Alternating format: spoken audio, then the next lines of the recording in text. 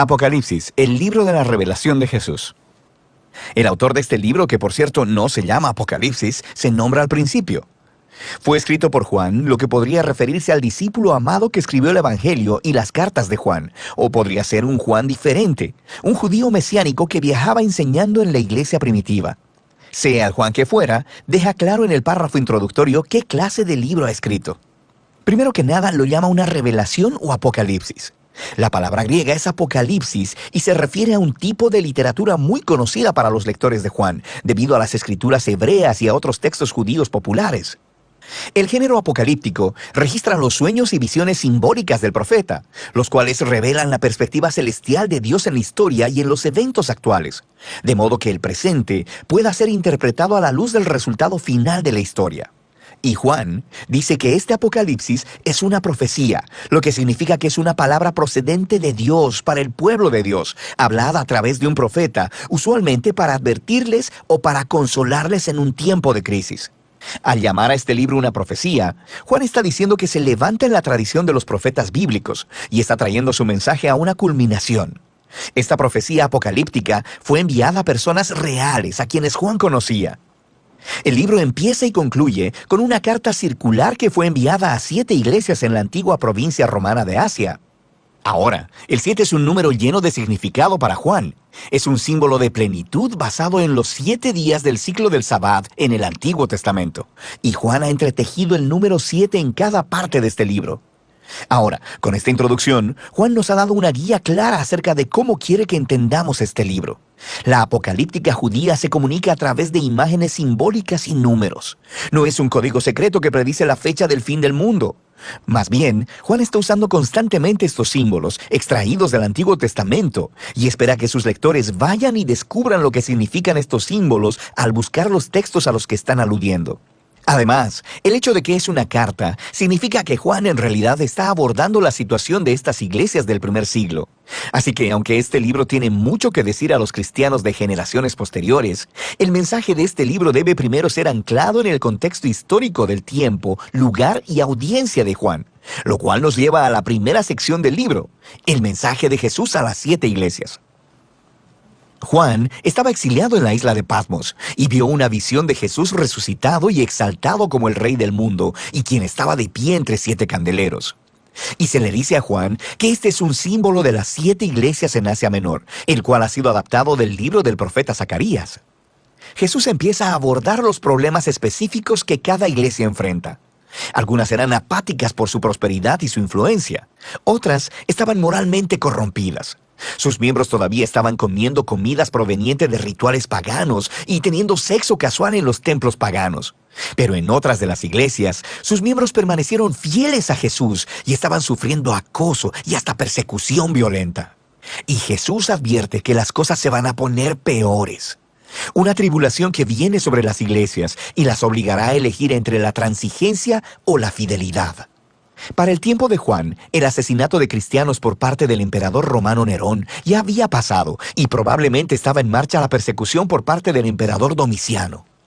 Así que la tentación era negar a Jesús, ya sea para evitar la persecución o simplemente para unirse al espíritu de la época romana. Jesús les llama a la fidelidad para que ellos puedan vencer o literalmente conquistar. Y Jesús promete una recompensa para todos los que se mantengan fieles en esas iglesias. Cada recompensa se extrae directamente de la visión final del libro sobre el matrimonio del cielo y la tierra. Así que esta sección inicial establece la tensión principal de la narrativa que guiará el desarrollo de la historia en este libro. ¿Permanecerá el pueblo de Jesús? ¿Heredarán el nuevo mundo que Dios tiene preparado? ¿Y por qué la fidelidad a Jesús se describe como una conquista? El resto del libro es la respuesta de Juan a estas preguntas. Después de esto, Juan tiene una visión del trono celestial de Dios y la describe con imágenes extraídas de muchos profetas del Antiguo Testamento. Alrededor de Dios hay criaturas y ancianos que representan a toda la creación y a las naciones humanas. Y estos le están rindiendo honor y lealtad al único Dios, Creador verdadero, quien es santo, santo, santo. En la mano de Dios está un rollo cerrado con 7 sellos de cera. Simboliza el mensaje de los profetas del Antiguo Testamento y el rollo sellado de las visiones de Daniel. Estos tratan sobre cómo el reino de Dios se manifestará completamente, tanto en la tierra como en el cielo. Pero sucede que nadie es capaz de abrir el rollo hasta que Juan escucha de alguien que sí puede. El león de la tribu de Judá y la raíz de David. Él puede abrirlo. Estas son descripciones clásicas del rey mesiánico en el Antiguo Testamento, quien traería el reino de Dios a través de conquistas militares. Ahora, eso es lo que Juan escucha, pero luego, cuando se voltea a ver, lo que ve no es un rey león agresivo, sino un cordero sacrificado y ensangrentado, y quien está vivo, parado y listo para abrir el rollo. Ahora, el símbolo de Jesús como un cordero inmolado es de importancia crucial para entender el libro. Juan está diciendo que la promesa del Antiguo Testamento sobre el futuro y victorioso reino fue inaugurada a través del Mesías crucificado. Jesús venció a sus enemigos al morir por ellos como el verdadero Cordero Pascual, para que así ellos pudieran ser redimidos. Debido a la resurrección, la muerte de Jesús en la cruz no fue una derrota. Fue su entronización, fue la manera en que conquistó al mal. Así que esta visión concluye con el Cordero junto a aquel que estaba sentado en el trono. Y juntos son adorados como el único verdadero Creador y Redentor. Y así, el Cordero inmolado comienza a abrir el rollo. Este es un símbolo de su autoridad divina para llevar a su conclusión la historia humana. Lo que nos lleva a la siguiente sección del libro, los 3 ciclos de 7. 7 sellos, 7 trompetas y 7 copas. Y cada ciclo ilustra el reino de Dios viniendo en justicia a la tierra, así como existe en el cielo. Ahora, algunas personas piensan que los 3 grupos de 7 juicios divinos representan una literal secuencia lineal de eventos que ya sucedieron en el pasado, podrían estar sucediendo ahora o que sucederán en el futuro cuando Jesús regrese. Pero nota cómo Juan ha entretejido juntos todos los grupos de 7 para que las últimas 7 copas salgan de la 7ª trompeta y del 7º sello, y cómo las 7 trompetas emergieron del 7º sello. Son como una muñeca rusa. Cada 7º elemento contiene a los siguientes 7. También nota cómo cada una de las series de 7 culminan en el juicio final y tienen conclusiones correspondientes con cada serie. Así que es lo más probable que Juan esté usando cada grupo de 7 para representar desde 3 perspectivas diferentes el mismo periodo de tiempo entre la resurrección y el futuro regreso de Jesús. De manera que el Cordero inmolado empieza a abrir los primeros 4 sellos del rollo. Y Juan ve 4 jinetes. Es una imagen inspirada del libro de Zacarías, capítulo 1. Y ellos simbolizan tiempos de guerra, conquista, hambruna y muerte. En otras palabras, un trágico día promedio en la historia humana. Luego, el 5º sello representa a los mártires cristianos asesinados delante del trono celestial de Dios y cómo el clamor de su sangre inocente se eleva delante de Dios, como el humo desde el altar del incienso. Y se les dice que reposen porque todavía más cristianos van a morir. No se nos dice por qué, pero se nos dice que no durará para siempre. El 6º sello es la respuesta final de Dios a su clamor.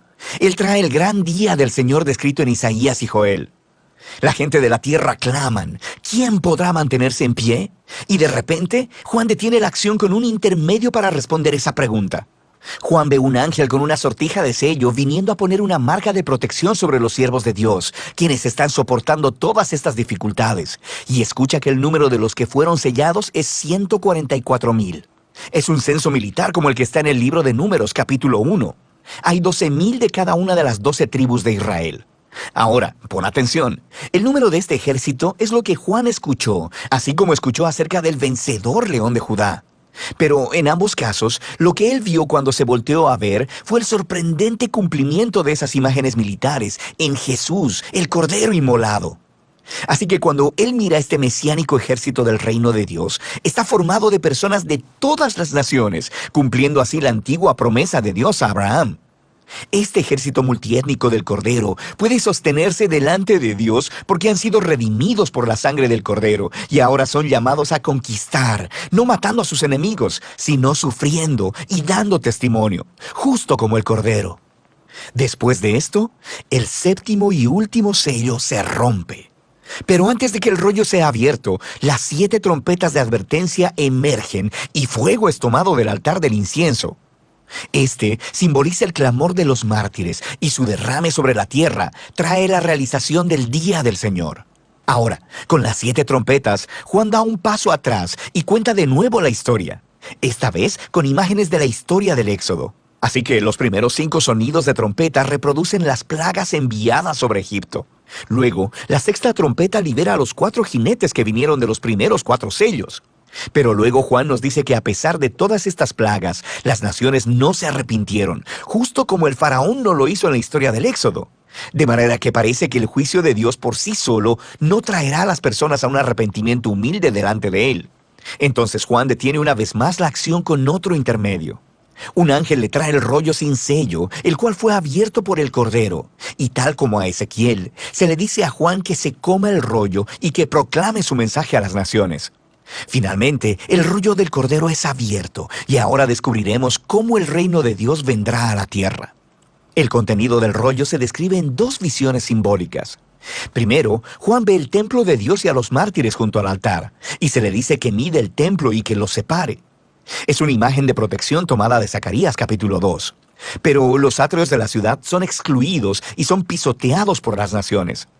Ahora, algunos piensan que esto se refiere literalmente a la destrucción de Jerusalén que sucedió en el pasado o que sucederá en el futuro. Pero lo más probable es que Juan esté siguiendo la tradición de Jesús y los apóstoles, quienes usan el nuevo templo como un símbolo del nuevo pueblo del pacto de Dios. En ese caso, esto es una imagen de cómo los seguidores de Jesús puede que sufran persecución por parte de las naciones, pero esta derrota externa no puede quitarles su victoria por medio del Cordero. Esta idea se expande en la segunda visión del rollo. Dios designa a 2 testigos como sus representantes proféticos a las naciones. Y una vez más, algunas personas piensan que esto se refiere literalmente a 2 profetas que aparecerán algún día en el futuro. Pero Juan los llama candeleros, lo cual es uno de los símbolos que claramente usa para identificar las iglesias. Así que esta visión es probablemente acerca del rol profético de los seguidores de Jesús, quienes deben llevar el manto de Moisés y de Elías y llamar a las naciones y a los gobernantes idólatras para que se vuelvan al único Dios verdadero. Pero luego, de repente, una horrible bestia aparece, que permite que el lector recuerde Daniel capítulo 7, y la bestia conquista a los testigos y los mata. Pero luego, Dios resucita y vindica a los testigos delante de sus perseguidores. Y el resultado final es que muchos de entre las naciones finalmente se arrepienten y dan gloria al Dios creador en el día del Señor. Ahora detente. Piensa en la historia hasta aquí. Los juicios de advertencia de Dios a través de los sellos y las trompetas no generaron arrepentimiento entre las naciones, justo como las plagas del Éxodo solo endurecieron el corazón de Faraón. Pero el Cordero conquistó a sus enemigos al amarlos, muriendo por ellos. Y ahora el mensaje del rollo del Cordero revela la misión de su ejército, la Iglesia. El reino de Dios será revelado cuando las naciones vean a la Iglesia imitando el amoroso sacrificio del Cordero, no matando a sus enemigos, sino muriendo por ellos. Es la misericordia de Dios demostrada a través de los seguidores de Jesús que llevará a las naciones al arrepentimiento. Esta sorprendente declaración es el mensaje del rollo abierto que Juan ha colocado justo en el centro de todo el libro. Después de esto, la última trompeta suena y las naciones son sacudidas, conforme el reino de Dios viene a la tierra como es en el cielo. Así que ahora sabemos cómo la Iglesia dará testimonio a las naciones y heredará la nueva creación. Pero ¿quién es esa terrible bestia que hizo guerra al pueblo de Dios? ¿Y cómo terminará toda esta historia? En el resto del libro, Juan completará su retrato de esta bestia y de su guerra contra el pueblo de Dios y cómo termina esta historia. Después de las 7 trompetas, Juan interrumpe el ritmo de los 7 con una serie de visiones a las cuales él llama señales. La palabra literalmente quiere decir símbolos y estos capítulos están llenos de ellos. Estas visiones exploran en mayor profundidad el mensaje del gran rollo abierto. La primera visión revela la batalla espiritual cósmica que estaba detrás del sufrimiento de las 7 iglesias debido a la persecución romana. Es una manifestación de ese antiguo conflicto que comenzó en Génesis capítulo 3. La serpiente, que representa la fuente de toda maldad, se muestra aquí como un dragón. Ataca a una mujer y su simiente. Ellos representan al Mesías y a su pueblo. Luego, el Mesías derrota al dragón a través de su muerte y resurrección, y el dragón es arrojado a la tierra. Ahí, el dragón inspira odio y persecución hacia el pueblo del Mesías. Pero ellos conquistarán al dragón al resistir su influencia, incluso si él los mata. Juan está intentando mostrar a las iglesias que ni Roma ni ninguna otra nación o ser humano es el verdadero enemigo. Hay poderes espirituales oscuros obrando, y los seguidores de Jesús anunciarán la victoria de Jesús permaneciendo fieles y amando a sus enemigos, justo como lo hizo el Cordero inmolado. La siguiente visión de Juan recuenta la historia del mismo conflicto, pero en esta ocasión con el simbolismo terrenal de las visiones de animales de Daniel. Juan ve dos bestias empoderadas por el dragón. Una de ellas representa el poder militar de las naciones, quien conquista a través de la violencia. La otra simboliza la maquinaria propagandística de la economía que exalta su poder como si fuera divino. Estas bestias demandan una completa lealtad de las naciones, simbolizada por la colocación de la marca de la bestia y su número 666 en la frente o la mano. Ahora, esta es la infame imagen, y no descubrirás su significado leyendo titulares noticiosos.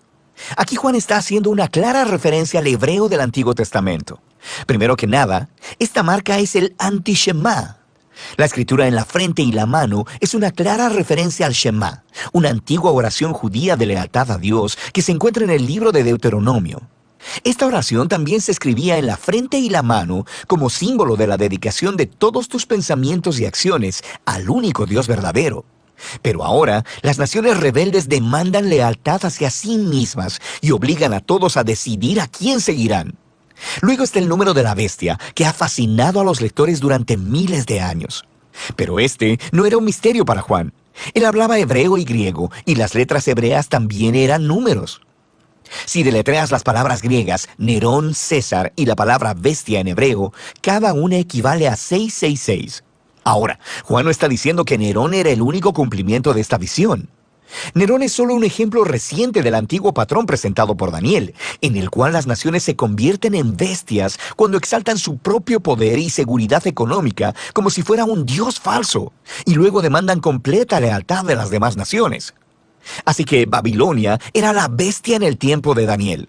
Pero este imperio fue sucedido por Persia, Grecia y ahora por Roma en el tiempo de Juan, y lo mismo para cualquier nación posterior que actúe de la misma manera. Levantándose en oposición a las naciones bestiales y al dragón, está otro rey. Es el Cordero inmolado. Él está con su ejército, quienes han dado sus vidas para seguirlo. Y de la Nueva Jerusalén sale su canto de victoria a las naciones, en lo que Juan llama el Evangelio eterno. Y ellos llaman a todos a arrepentirse y a adorar a Dios y a salir de Babilonia, quien caerá, porque sus días están contados. Luego Juan mira una visión del juicio final. Está simbolizada por dos cosechas. Una es una buena cosecha de grano, mientras el Rey Jesús viene para reunirse con su pueblo fiel. La otra es una cosecha de uvas para hacer vino. Representa la intoxicación de la humanidad con el mal. Ellos son llevados al lagar y pisoteados. Ahora, a través de todas estas visiones de señales, Juan está poniendo una clara elección delante de las 7 iglesias. ¿Resistirán el engaño de Babilonia y seguirán al Cordero, o seguirán a la bestia y sufrirán su derrota? Ahora que la elección es clara, Juan continúa con un ciclo final de 7 juicios divinos simbolizados por el derramamiento de 7 copas. Ahora, sabemos por el rollo del Cordero y por las señales en forma de visiones que muchos de entre las naciones sí se arrepienten. Pero así como las plagas del Éxodo son repetidas y derramadas a través de las copas, hay muchas personas que no se arrepienten. Ellos se resisten y maldicen a Dios al igual que Faraón. Y todo esto lleva a la 6ª copa, formada por el dragón y la bestia, quienes reúnen a las naciones para hacer guerra contra el pueblo de Dios en un lugar llamado Armagedón. Esto se refiere a un llano al norte de Israel, donde Israel peleó muchas batallas contra naciones invasoras. Y algunas personas creen que esta 6ª copa se refiere a una batalla real del futuro. Otros piensan que es una metáfora de la justicia final de Dios sobre el mal. De cualquier modo, Juan claramente ha tomado imágenes del libro de Ezequiel sobre la batalla de Dios contra Gog. Gog era el símbolo de Ezequiel para las naciones rebeldes reunidas delante de Dios para enfrentar su justicia. Y eso es lo que viene en la 7ª copa. Es la 4ª y última representación del día del Señor, donde la maldad de las naciones es derrotada de una vez y para siempre. Ahora, Juan ha elaborado completamente el mensaje del rollo sin sellos del Cordero, y ahora regresa a expandir 3 temas claves que introdujo anteriormente: la caída de Babilonia, la batalla final para derrotar el mal y la llegada de la Nueva Jerusalén. Y cada uno de estos ilustra la venida final del reino de Dios desde un ángulo diferente. Entonces, primero tenemos la caída de Babilonia. Un ángel le muestra a Juan una mujer hermosa, vestida como una reina, pero borracha con la sangre de los mártires y de toda la gente inocente. Ella está cabalgando en la bestia dragón, mencionada en las señales de la visión. Es un símbolo de las naciones rebeldes y se le llama Babilonia, la prostituta. Los símbolos detallados de esta visión serían muy claros para los primeros lectores de Juan. Él está personificando el poder militar y económico del Imperio Romano, pero también está haciendo algo más. En esta visión, Juan ha mezclado palabras e imágenes de cada uno de los pasajes del Antiguo Testamento, referentes a la caída de la antigua Babilonia, de Tiro y de Edom. Juan está mostrando cómo Roma es simplemente la versión más reciente del arquetipo del Antiguo Testamento de la humanidad en rebelión contra Dios. Ellos se reúnen y forman naciones que exaltan su propia seguridad económica y militar como un Dios falso. Esto no es algo limitado al pasado o al futuro. Es una representación de la condición humana a través de la historia. Diferentes Babilonias irán y vendrán hasta que llegue el día cuando Jesús regrese para reemplazar a Babilonia con su reino. Pero, ¿cómo vendrá el reino de Jesús? Hasta este punto, el día del Señor ha sido representado como un día de fuego, un temblor o una cosecha. Y ahora se representa como una batalla final y es contada 2 veces, resultando en la reivindicación de los mártires. Ahora, Juan nos regresa a la 6ª copa, donde las naciones estaban reunidas para oponerse a Dios, y de repente Jesús aparece. Él es el gran héroe. Él es la palabra de Dios cabalgando sobre un caballo blanco, y Él está listo para conquistar la maldad del mundo. Pero pon atención, Él está cubierto de sangre antes de que la batalla siquiera comience. Y eso es porque se trata de su propia sangre, y su única arma es la espada de su boca. Es una imagen adaptada de Isaías. Juan nos está diciendo que el Armagedón no será un baño de sangre. Más bien, el mismo Jesús que derramó su propia sangre por sus enemigos, ahora viene proclamando justicia. Él les pedirá cuentas a aquellos que se nieguen a arrepentirse de las maneras en que hayan participado en la destrucción del mundo bueno de Dios. Y el destructivo fuego de infierno que ellos han desatado en este mundo de Dios justamente se convierte en el destino designado por Dios para ellos.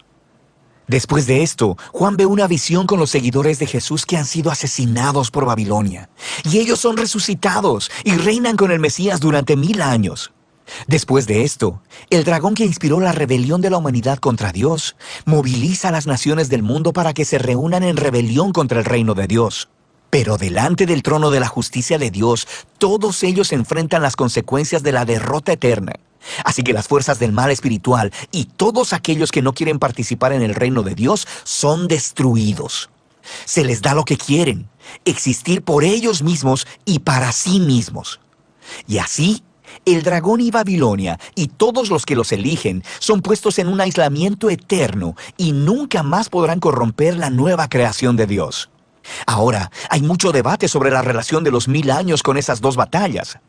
Hay algunos que piensan que se refiere a una secuencia cronológica literal, el regreso de Jesús seguido por un reino de 1000 años en la tierra, llamado el milenio, seguido del juicio final de Dios.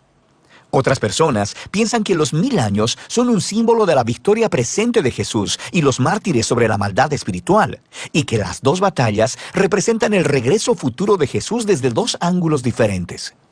Cualquiera que sea la postura que tomes, el punto principal es claro. Cuando Jesús regrese como rey, Él lidiará con el mal para siempre y reivindicará a aquellos que han sido fieles a Él. El libro concluye con una visión final del matrimonio del cielo y la tierra. Un ángel le muestra a Juan una hermosa novia que simboliza la nueva creación que ha venido a unirse para siempre con Dios y con su pueblo del pacto. Dios anuncia que Él viene a vivir con la humanidad para siempre y que Él está haciendo todas las cosas nuevas. Esta visión de Juan es un caleidoscopio de las promesas en el Antiguo Testamento. Este lugar es un cielo nuevo y una tierra nueva, una creación restaurada que ha sido sanada del dolor y la maldad de la historia humana. También es un nuevo jardín del Edén, el paraíso de vida eterna con Dios. Pero no es simplemente un regreso al jardín, es un paso adelante hacia una nueva Jerusalén, una gran ciudad donde las culturas humanas en toda su diversidad trabajan juntas en paz y armonía delante de Dios. Y en el giro más sorprendente de todos, en la nueva creación, no hay edificio dedicado a ser templo, Porque la presencia de Dios y el Cordero, que alguna vez estuvieron limitadas al templo, ahora llenan cada centímetro del nuevo mundo.